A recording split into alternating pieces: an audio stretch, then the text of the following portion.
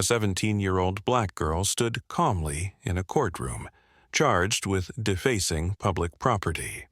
Her artwork wasn't random. It carried a message the judge refused to hear.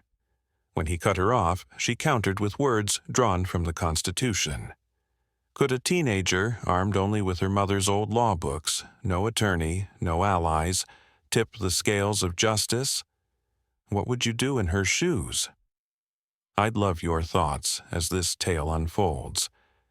Let's step back to that courtroom where it all began. The courtroom doors groaned open on a Tuesday at 9 a.m. The air was heavy, stifling, thick with judgment. Rows of gleaming wooden benches stretched under lofty ceilings, filled with hushed onlookers and muttering strangers. Papers rustled. A cough rang out like a gavel. The pale walls seemed to listen, expectant.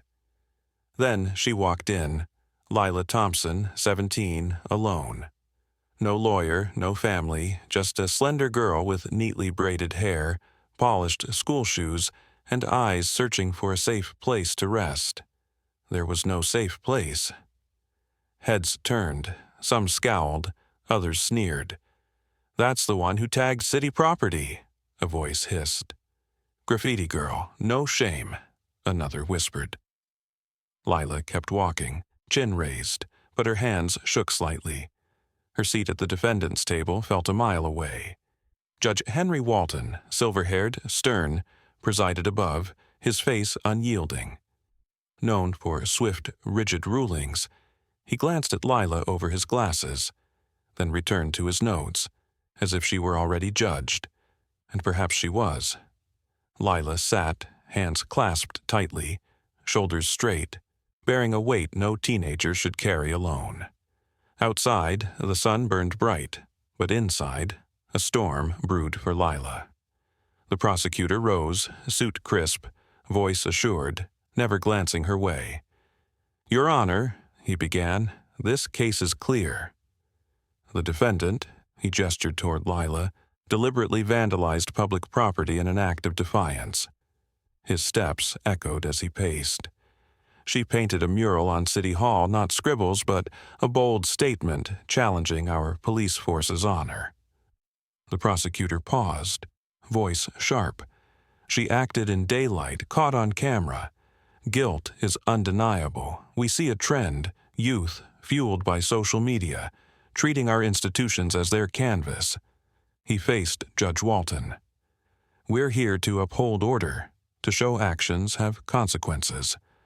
Walton didn't react, just cleaned his glasses with a cloth. "A rebel, is she?" he said coldly. The room chuckled softly. "Enough," Walton added, eyeing Lila. "Miss Thompson, 17, what are you fighting for?" Lila parted her lips, silent. Walton didn't wait. "We've raised a generation mistaking chaos for purpose," he said, leaning back. "Now they bring that chaos here." Silence fell, heavy. Lila sat still, eyes gleaming, not with fear but something fiercer. To all, she was a troublemaker, a headline, a girl too young to grasp, too bold to conform. None, not even Walton, saw her truth. She wasn't here to argue. She was here to carve history. Then, softly, Lila stood. "Your Honor, may I speak?" All eyes snapped to her, some shocked, others irritated. Walton barely looked up, shuffling papers. "No," he said, one word slicing like a blade. Lila paused, then tried again, softer. "I'd like to explain." Walton's gaze lifted, unchanged. "Explain?" he echoed, voice dry. "This isn't a schoolroom, Miss Thompson, it's a courtroom." Lila blinked, unsure. Walton leaned forward. "You're not here to lecture or preach. You broke the law. Sit and listen." A murmur rippled through the crowd like wind over leaves. Lila didn't argue. She sat, hands curling into fists, eyes fixed ahead, not on Walton, not the prosecutor, but on nothing. Everything. The sting of being silenced burned, not just injustice but humiliation. Yet Lila didn't cry or protest. She tucked her voice away, a secret held close. Sometimes the wisest move is to wait, for the right moment, the right words. That moment was near. The courtroom blurred. For Lila, it vanished. She was 11 again, on her family's old couch. The couch sagged, draped in a blanket smelling of soap and mint. Her mother, Lila Thompson, sat beside her, reading aloud, voice steady, each word deliberate. That night, Sarah held a worn book, pages frayed. "This," she said, tapping it, "is how change happens, Lila. Not by shouting, but by knowing what they don't expect." Lila, small and curious, asked, "What is it?" Sarah smiled. "Court cases," she said, "real people who stood tall when no one listened, because they knew the law." Lila didn't grasp it then, but names like Brown vs. Board, Loving vs. Virginia, Tinker vs. Des Moines felt like magic. Sarah, once a civics teacher, was loved by students. But during a lesson on systemic inequality, she spoke truths. Police misconduct, untold stories. The school board disapproved, demanded she follow the script. She didn't. By fall, she was fired. Their home grew quiet, not angry, just empty. Yet Sarah read to Lila nightly, believing in truth. "Your mind's your armor, your voice your blade," she'd say. On Lila's 13th birthday, Sarah gifted her that book, inscribing, "For when you need it, you will." Years later, during protests, Lila saw a black man pushed down. Sarah watched, face still, then said, "The law isn't flawed. It's wielded by those hoping you never learn it." Lila didn't fully understand then, but now, at the defendant's table, she did. Sarah hadn't raised a rebel. She'd raised a witness, someone who saw injustice and refused to blink. Lila touched a folded page in her pocket. It was from Tinker vs. Des Moines, a case Sarah read aloud, about students' right to speak. Lila wasn't sure quoting it would help, but she knew she hadn't come to stay silent, not after Sarah's sacrifices. In a holding room during recess, 4 concrete walls, a creaky chair, a dripping fountain, Lila sat on the floor, papers spread out. The silence was thick, broken only by rustling pages. She studied photocopies, smudged but precious, her mother's lessons alive in every line. Lila read Tinker vs. Des Moines again, title etched in her mind. The principle was clear. Students keep their right to free speech at school. If true there, it must hold beyond. She underlined a line with a stubby pencil, hands steady. She wasn't just learning, she was arming herself. No lawyer came, no adult offered help. Lila knew how courts treated girls like her. Quiet, black, nameless. But she believed in those words, in the Constitution's promise, in Sarah's faith. In that room, with only a tattered folder and Sarah's voice in her head, Lila decided. She'd speak, maybe not now, but soon, using the law they'd turned against her. She pressed the pencil down, whispering, "They can overlook me, but not the truth." It wasn't rebellion. It was certainty. As the guard signaled her return, Lila stood, not with dread, but with resolve. No one expected her to win or no. That was her strength. Truth doesn't need volume, just a voice. The courtroom hummed as it reconvened past 11 a.m. Same benches, same faces, same murmurs. But something had changed. Lila felt it in her bones as she sat. She didn't fidget or look down. Her hands rested lightly, breath calm. Judge Walton cleared his throat. "We'll proceed," he said, nodding to the prosecutor. But before the man could stand, Lila rose, quiet, steady, sure. A gasp came from the back. The prosecutor looked annoyed, as if his time had been disrespected. Walton's eyes narrowed. "Miss Thompson," Walton said sharply, "you weren't called to speak." Lila didn't waver. "I understand, Your Honor," she said, voice even. But if this court decides my fate, I have the right to defend myself." Murmurs grew louder. Walton seemed ready to interrupt, then paused, studying her, weighing whether this was worth his attention or disdain. With a sigh, he waved a hand. 2 minutes, he said, no more. Lila nodded, stepping forward, pulling a worn paper from her jacket, its edges soft from handling. "I refer this court," Lila began, voice low but clear, "to the 1969 case, Tinker v. Des Moines Independent Community School District." The room froze. Even the court reporter glanced up. Lila's voice grew firmer. "The Supreme Court ruled that students do not, I quote, shed their constitutional rights to freedom of speech or expression at the schoolhouse gate." She paused.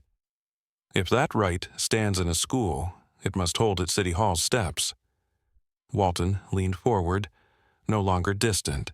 His interest piqued. Lila turned the page, revealing a highlighted line. "My mural wasn't vandalism. It was protest, protected speech, like Mary Beth Tinker's armband. Punishing me risks more than silencing a teenager. It defies precedent." Silence gripped the room, electric, unbroken. No one snickered or muttered. Walton blinked, lips parting slightly, words unformed. The prosecutor's papers lay still. For the first time, Lila wasn't a child in their eyes. She was a force, her voice reshaping the room, her truth demanding to be heard. In the back, behind rows of suits, Rachel Carter sat, notebook open, pen poised. A reporter. She'd come for a routine case. Vandalism, done by lunch. But Lila's words shifted something. Her voice, steady and sure, felt familiar. Rachel's mind drifted to Pine Street 13 years ago in Sarah Thompson's civics class. Sarah made the Constitution live, saying, "It's not just law, it's a mirror. See yourself, then choose." Rachel had admired her, especially when Sarah encouraged her after a bold article upset the college. Rachel blinked, back in the moment, staring at Lila. Same fire, same last name, Thompson. Her pen hit the page. She hadn't seen Sarah in years. Rumors said she'd left teaching, maybe the state. But here was her legacy, alive, unyielding. Rachel slipped out during recess, found a bench under an oak, and typed furiously. Not just as a journalist, but as a witness. Her article was sharp. 17-year-old shocks court with Supreme Court defense of free speech. She included Lila's quote, Sarah's story, and hit publish. The story spread fast. Local news, then blogs, then national threads. People shared, argued, defended, but most importantly, listened. Rachel returned to her seat. Lila didn't notice her, didn't need to. Rachel wasn't there for recognition. She was there to amplify Lila's voice. As she watched Lila stand tall before a judge now visibly uncertain, Rachel felt a spark she hadn't in years. Hope. Judge Walton had ruled on thousands of cases, priding himself on fairness, but today something unsettled him, lingering like an unasked question. In his chambers during recess, Walton sat alone, the buzz of the courtroom distant. A clerk had shown him a phone with Lila's story spreading online. He'd dismissed it, shutting the door. Now, he held a photo of Lila's mural, a man's face, hands up, with words beneath, "Am I a threat to you?" He'd first thought it impulsive, a teen's outburst. Now, it felt heavier, sharper. It echoed cases he'd ruled on, cases where he'd been quick to judge, slow to listen. Walton leaned back, Lila's voice lingering like a faint echo. She hadn't pleaded or shouted. She'd spoken with precision, using the law he valued. He'd nearly silenced her. The headlines didn't faze him. Public opinion didn't sway him. But a crack in his certainty did. His father, a sheriff, had taught him to rule coldly, logically. Yet, what if justice needed heart too? What if dismissing a voice for its youth was what the law should prevent? Walton felt unease, not guilt, but close. The courtroom hushed, not with the usual lull of routine, but with a weight that signaled something pivotal. Judge Walton entered, his pace deliberate, expression guarded. His robe was pristine, hands steady, but his eyes held a flicker of something new, something softer. He sat, cleared his throat, and looked at Lila. "Miss Thompson," he began, voice even but with a faint tremor, "I've spent this recess reflecting, not on the chatter outside, but on what transpired here, on what I overlooked and what you dared to say." A few heads turned, brows creased. Lila sat motionless, eyes steady. Walton continued, "For 23 years, I've judged cases. Some I stood by, others I've privately doubted." He glanced at the mural's photo, words stark. "Am I a threat to you?" "I dismissed you," he admitted. "Not for lack of reason, but because I assumed a 17-year-old's voice couldn't hold truth." The room was silent, taut. "But truth," he said, "cares not who speaks it, nor how loud the crowd roars." Walton leaned forward, hands folded. "Today, I don't shift my ruling because of trending posts or public clamor. I shift it because of something harder to face, my own misstep." Gasps rippled softly. Rachel, in the back, lowered her pen. "Miss Thompson, I owe you an apology." Walton's voice grew firm. "This court rules for the defendant. All charges against Lila Thompson are dismissed." He struck his gavel, then added, "The mural stays, a testament, not of defiance, but of courage from a quiet voice." Lila didn't smile or weep. She nodded once, as if she'd always known the truth and had waited for the world to see it. The room didn't cheer. It didn't need to. Something had changed, not just in law, but in souls. Lila's words had reshaped the air, her resolve a mirror to justice's promise. Walton's apology wasn't just for her, it was for every voice he'd once ignored. The mural, now a symbol, would stand untouched, a reminder that truth could bloom from the smallest seeds. The courthouse doors parted slowly, sunlight spilling through like a silent anthem. Lila stepped out, no shackles, head high, steps sure. Reporters lingered nearby, cameras ready, but none shouted. The crowd stood quiet, not indifferent, but reverent. They saw not a defendant, but a voice that refused to fade. Lila's mural had spoken before she did, and now her words echoed beyond the courtroom. She scanned the faces, searching, until she saw her, Sarah Thompson, standing still, a worn book clutched tightly, eyes glistening with pride. Sarah wore a simple blue coat, her face a mix of strength and relief. Lila walked to her, no words at first. Sarah opened her arms and Lila stepped in, their embrace a shield against years of struggle. "You did it, sweetheart," Sarah whispered, voice thick. "You made them hear what I couldn't." Lila didn't speak. She held tighter, as if anchoring everything her mother had lost. Her job, her voice, to this moment.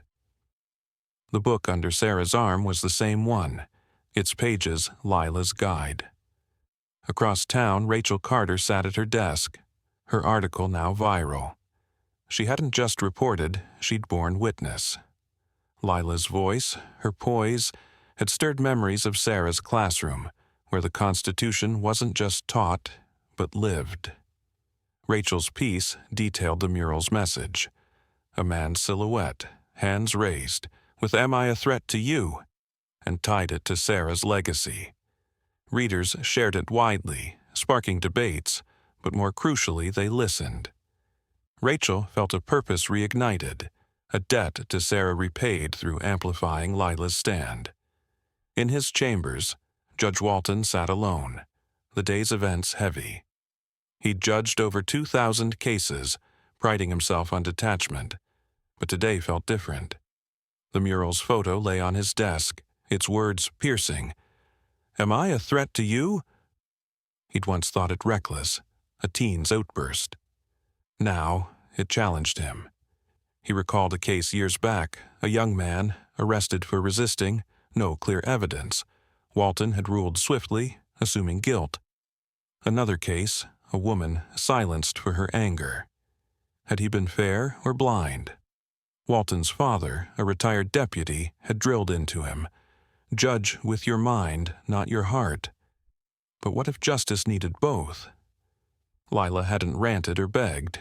She'd used the law with clarity, a language he respected. He'd nearly dismissed her, yet her voice lingered, exposing cracks in his certainty. The online buzz didn't sway him. He'd faced worse. But Lila's precision, her courage, did. For the first time, Walton questioned not just a ruling, but himself. The unease wasn't guilt, it was awakening. Outside, Lila and Sarah stood under the courthouse's oak, the crowd thinning. Reporters kept their distance, sensing the moment's weight. Lila held the folded Tinker vs. Des Moines page, its words her sword. Sarah touched her shoulder. "Your voice," she said. "It's stronger than mine ever was."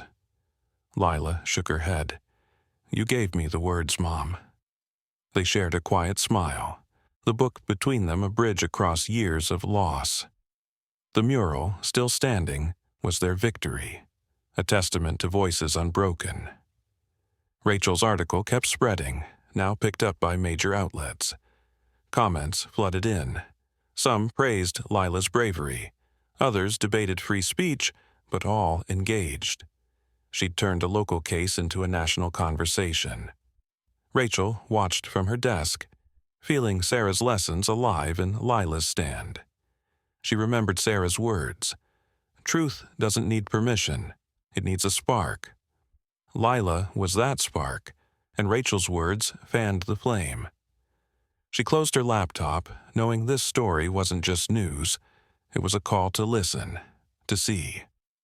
Walton resumed his routine, but the case clung to him. Each morning, he passed City Hall, pausing at the mural. The man's eyes, hands up, and, "Am I a threat to you?" stared back. He'd once seen it as vandalism. Now, it was a question he couldn't dodge. He thought of cases where he'd ruled too fast. A boy, a mother, voices cut off. Lila's argument, rooted in Tinker, had forced him to face them. Justice, he realized, wasn't just law. It was hearing the unheard. In the courtroom's aftermath, Lila's name echoed online, in papers, on airwaves. She wasn't just a headline, she was a symbol. Schools invited her to speak. Activists shared her story. Yet Lila stayed quiet, letting the mural speak. Sarah watched her daughter with pride, knowing the book she'd given her wasn't just pages, it was power. Lila had taken her lessons and made them sing. The mural, untouched, became a pilgrimage site for those seeking truth. Its words a challenge to every passerby. Walton, in private, revisited Tinker vs. Des Moines, reading the ruling Lila had quoted. Its clarity struck him. Rights don't vanish at institutional gates. He'd known the case, but Lila's use of it, bold, precise, made it new. He thought of his father's advice, to stay unswayed by emotion. But Lila's logic, not her passion, had moved him. He began reviewing old cases, seeking voices he'd missed. The mural's question haunted him, not as accusation, but as a mirror reflecting his duty to listen deeper. Lila and Sarah returned home, a small apartment with creaky floors and warm light. They sat on the old couch, the book open between them. Lila traced her mother's inscription. "For when you need it, you will." "I needed it," Lila said softly. Sarah smiled, eyes wet. "You didn't just use it. You made it yours."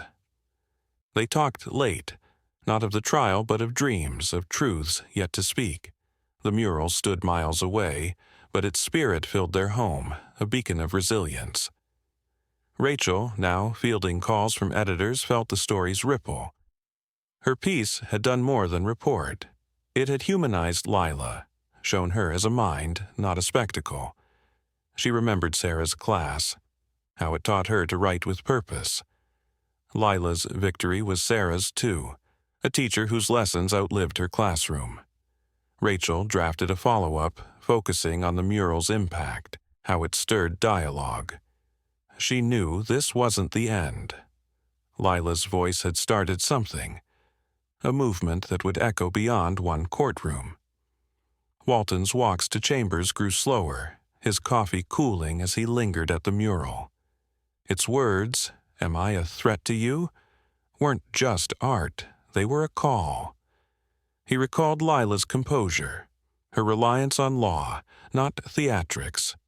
She'd challenged him to see her, not as a girl, but as a citizen with rights. He began listening closer in court, pausing before rulings, seeking the truth beneath the noise. Lila hadn't just won, she'd reshaped his lens, making justice feel alive, not mechanical. Lila's story reached schools, where students debated free speech, inspired by her stand.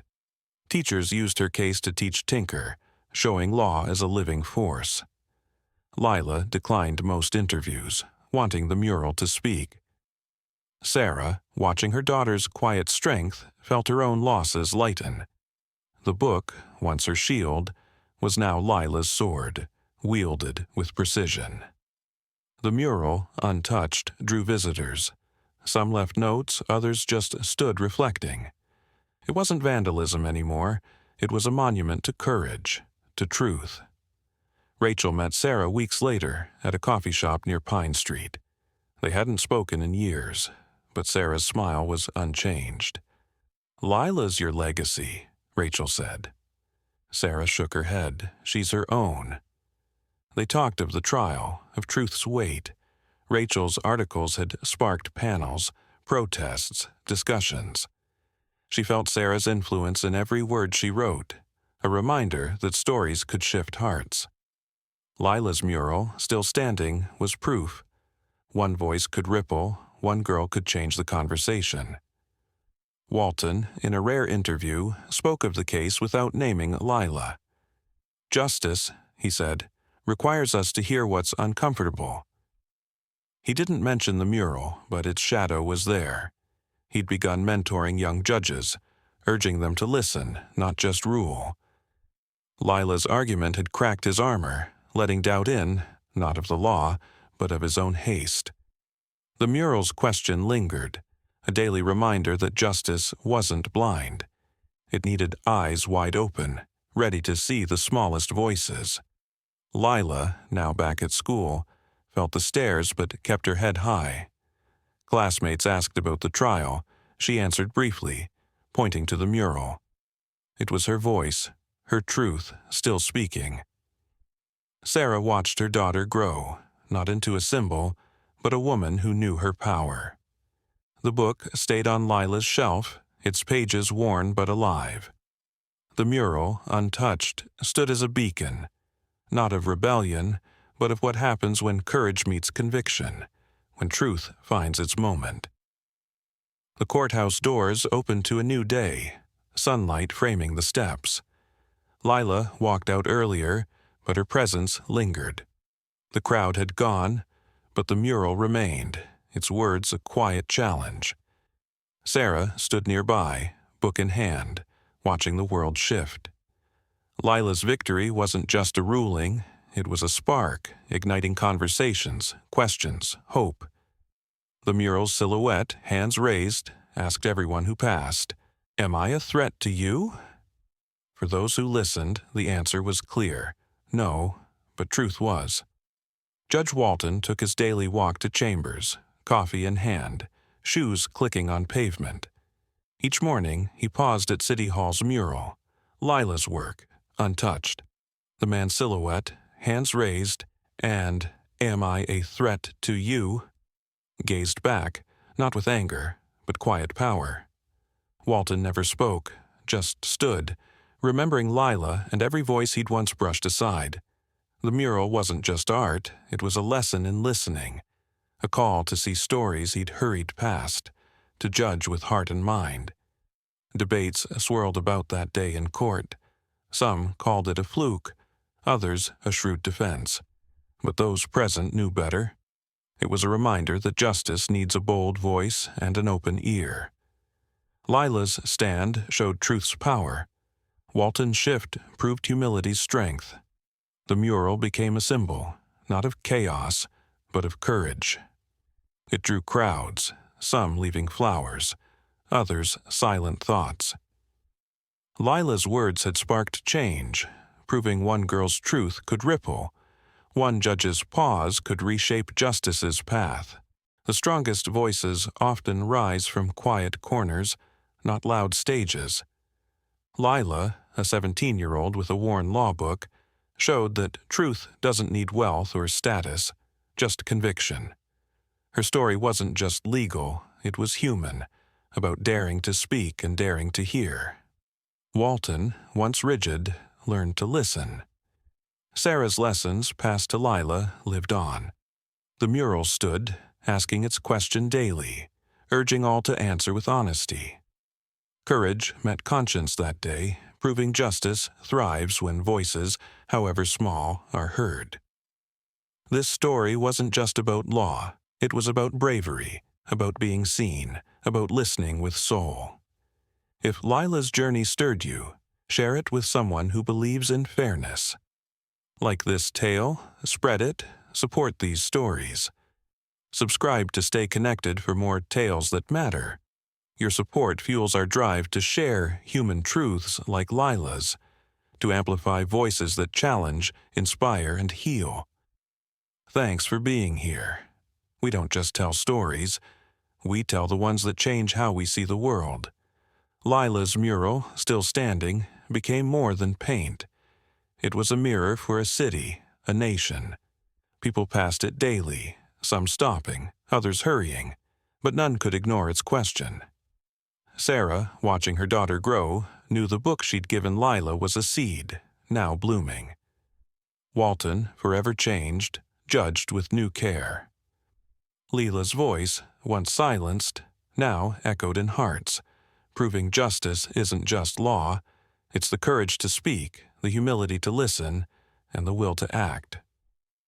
Truth always finds its way. The courtroom fell silent, Lila Thompson's voice still echoing like a distant storm. A 17-year-old black girl, armed only with her mother's worn law book, had faced a stone-faced judge and a system stacked against her. From her stand in that stifling 9 a.m. heat, 2 lessons burned bright, etched in the mural's bold words. Am I a threat to you? First, courage speaks louder than silence. Lila, trembling yet steady, dared to quote Tinker versus Des Moines on that polished courtroom floor, 300 feet from City Hall's defaced wall. No lawyer, no allies, just a 5'2" teenager wielding the Constitution like a sword. Her voice, rooted in Sarah's lessons on Pine Street, proved that truth doesn't need volume. It needs conviction, even when scoffed at by a murmuring crowd. One girl's resolve turned a judge's scorn into an apology, showing that bravery can shift justice's scales. Second, listening transforms hearts. Judge Walton, perched 10 feet above, had ruled on 2,000 cases, his gavel as cold as the 70-degree chamber air.